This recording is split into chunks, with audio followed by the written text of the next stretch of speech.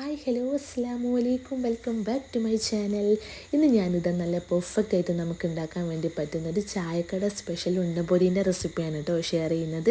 സിമ്പിളായിട്ട് ഉണ്ടാക്കാൻ വേണ്ടി പറ്റുന്നൊരു മെത്തേഡാണ്. അപ്പോൾ വീഡിയോ സ്കിപ്പ് ചെയ്യാതെ എന്തായാലും മുഴുവനായിട്ടൊന്ന് കണ്ടു നോക്കാം.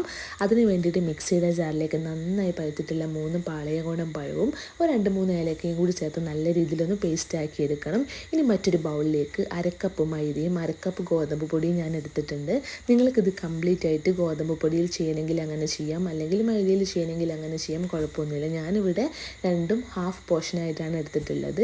ഇനി ഇതിലേക്കൊരു 1/2 ടീസ്പൂൺ ചെറിയ ജീരകം ജസ്റ്റ് ഒന്ന് ക്രഷ് ചെയ്തത് ചേർക്കുന്നുണ്ട്. ഇനി ഇതിലേക്ക് ചേർക്കുന്നത് നേരത്തെ അരച്ച് വെച്ചിട്ടുള്ള നമ്മൾ ആ പഴത്തിൻ്റെ പേസ്റ്റും ഒരു 1/4 ടീസ്പൂൺ ഉപ്പും 1/2 ടീസ്പൂൺ ബേക്കിംഗ് സോഡയും കൂടിയാണ്. ഈ ബേക്കിംഗ് സോഡ ചേർക്കുന്ന സമയത്ത് നമ്മുടെ സ്നാക്ക് നല്ല ഫ്ലഫി ആയിട്ട് നല്ല സോഫ്റ്റായിട്ട് നമുക്ക് കിട്ടും കേട്ടോ. അതിന് വേണ്ടിയിട്ടാണ് ബേക്കിംഗ് സോഡ ചേർക്കുന്നത്. ഇനി ഇതിലേക്ക് ഞാൻ എടുക്കുന്നത് 1 കപ്പ് ശർക്കര പാനിയാണ്. ഇതൊരു മീഡിയം ലെവലിലുള്ള മധുരമാണ് ഉണ്ടാവുക.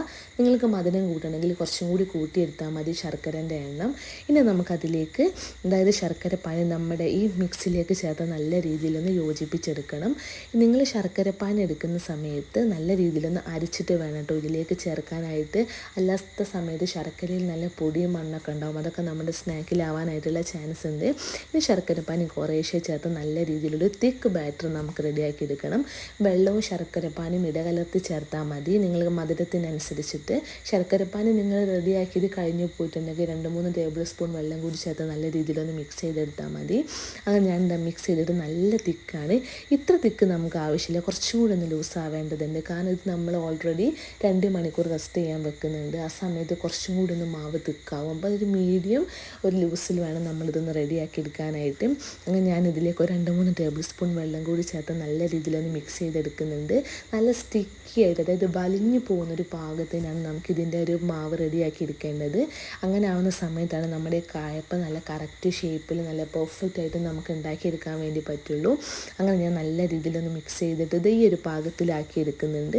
ഇനി ഞാനിത് 2 മണിക്കൂർ റെസ്റ്റ് ചെയ്യാൻ വേണ്ടി വെച്ചിട്ടുണ്ട്. അതിന് ശേഷമാണ് കേട്ടോ ഇപ്പം നിങ്ങൾ കാണുന്നൊരു ക്ലിപ്പ് എടുത്തിട്ടുള്ളത്. അതായത് ഇതാണ് കറക്റ്റ് പാകം. നമ്മൾ സ്പൂണിൽ നിന്ന് വീഴുന്ന സമയത്ത് കുറച്ച് തിക്കായിട്ട് നമുക്ക് കിട്ടണം.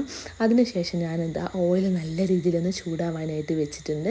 അതിനുശേഷം നമ്മുടെ കൈ നല്ല രീതിയിലൊന്ന് നനച്ചിട്ട് ഓരോ ബോൾസ് ആക്കി നമുക്ക് എടുക്കാം. ബോൾസ് എടുക്കുന്ന സമയത്ത് നിങ്ങളെ ഇഷ്ടത്തിനനുസരിച്ചിട്ടുള്ള സൈസ് നിങ്ങൾക്ക് സെലക്ട് ചെയ്യാം. ഒരു മീഡിയം സൈസിലുള്ള കായപ്പാണ് എപ്പോഴും കാണാനായിട്ട് നല്ല ഭംഗി ഉണ്ടാവുക. നല്ല രീതിയിലൊന്ന് കൈ നനച്ച ശേഷം ഓരോ ബോൾസ് ആക്കി ജസ്റ്റ് ഒന്ന് ഷേപ്പ് ചെയ്തിട്ട് നമുക്ക് ഓയിലിട്ടൊന്ന് ഡീപ്പ് ഫ്രൈ ചെയ്തെടുക്കണം. നമ്മൾ ഈ സ്നാക്ക് ഓയിലിലേക്ക് ചേർക്കുന്ന സമയത്ത് ഓയിൽ നല്ല ചൂടുണ്ടാവണം. എന്നാൽ സ്നാക്ക് ചേർത്ത് കഴിഞ്ഞിട്ടുണ്ടെങ്കിൽ ഏറ്റവും ലോ ഫ്ലെയിമിൽ ഇട്ടിട്ടായിരിക്കണം ഇത് കുക്ക് ചെയ്തെടുക്കേണ്ടത്. അല്ലാത്ത സമയത്ത് ഉൾഭാഗമൊക്കെ പെട്ടെന്ന് ക്രിസ്പി ആയിട്ട് ഉള്ളൊന്നും കുക്കാവാതെയാണ് നമുക്ക് ഈ സ്നാക്ക് കിട്ടുക. ഫസ്റ്റ് ഞാൻ ഇതിലേക്ക് 2 എണ്ണം ചേർത്തിട്ടാണ് ഫ്രൈ ചെയ്തെടുക്കുന്നത്. പിന്നെ ഞാനത് 3 എണ്ണം ആക്കിയിട്ടുണ്ട്. ഈ സ്നാക്ക് നല്ല രീതിയിൽ അടിഭാഗം ഒന്ന് കുക്കായതിനു ശേഷം മാത്രമാണ് കേട്ടോ മറു സൈഡും കൂടി ഒന്ന് കുക്കാക്കി എടുക്കേണ്ടത്. മറു സൈഡ് കുക്കാവുന്നതിന് മുമ്പേ സ്പൂണ് കൊണ്ട് ജസ്റ്റ് ഒന്ന് ആ മുകൾ ഭാഗം കൊത്തൊക്കെ എണ്ണ ഒന്ന് സ്പ്രെഡ് ചെയ്ത് കൊടുക്കുകയാണെങ്കിൽ, അതായത് നമ്മൾ ഈ എണ്ണയിൽ നിന്ന് സ്പൂണ് കൊണ്ട് ജസ്റ്റ് ഒന്ന് കോരി ഒഴിക്കുകയാണെങ്കിൽ മുകൾ ഭാഗമൊക്കെ പെട്ടെന്ന് സെറ്റായി കിട്ടും. അതേപോലെ നല്ല പൊങ്ങി നല്ല ഫ്ലഫി ആയിട്ട് നമുക്ക് കിട്ടും കേട്ടോ. നമ്മളിടുന്ന ഒരു സൈസ് ആവില്ല നമ്മൾ ഈ സ്നാക്ക് നമ്മൾ മറിച്ചൊക്കെ ഇടുന്ന സമയത്ത് നമുക്ക് കിട്ടുക. ഇപ്പം തന്നെ നിങ്ങൾ കാണുന്നുണ്ടാവും കുറച്ചും കൂടി ഒന്ന് സൈസ് ഇൻക്രീസ് ആയിട്ടുണ്ട്. അപ്പോൾ ഏറ്റവും ലോ ഫ്ലെയിമിലിട്ട് തിരിച്ചും മറിച്ചും കുറച്ചൊന്നൊരു ലൈറ്റ് ഗോൾഡൻ അല്ല, എന്നാലും അത്യാവശ്യം നല്ല രീതിയിലൊന്ന് ഗോൾഡൻ ബ്രൗൺ കളറാക്കി എടുക്കുന്നതാണ് ഈ സ്നാക്ക് എപ്പോഴും കാണാനും കഴിക്കാനും നല്ല ടേസ്റ്റ്. അത്യാവശ്യം നല്ല രീതിയിലൊന്ന് ഗോൾഡൻ ബ്രൗൺ കളറായിട്ടുണ്ടെങ്കിൽ നമുക്ക് ഈ സ്നാക്ക് എണ്ണയിലൊന്ന് കോരി മാറ്റട്ടോ.